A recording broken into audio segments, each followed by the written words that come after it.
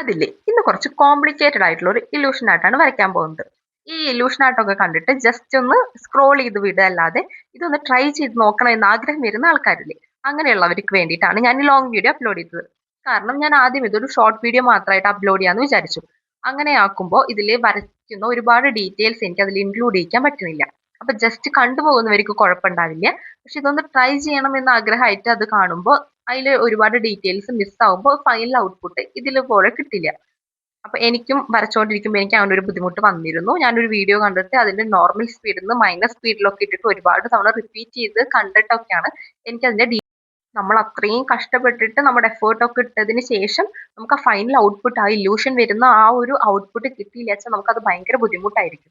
അതുകൊണ്ട് ഒറ്റ details miss ആവാതെ സ്റ്റെപ്പ് ബൈ സ്റ്റെപ്പ് ആയിട്ട് കൃത്യമായിട്ട് ഇത് ഫോളോ ചെയ്ത് കഴിഞ്ഞാൽ മാത്രമേ നമുക്ക് നമ്മൾ വിചാരിച്ച ഒരു ഫൈനൽ ഔട്ട്പുട്ട് കിട്ടുള്ളൂ.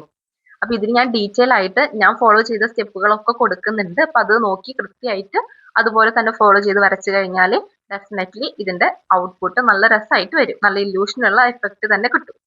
ഒന്ന് ട്രൈ ചെയ്ത് നോക്കണേ.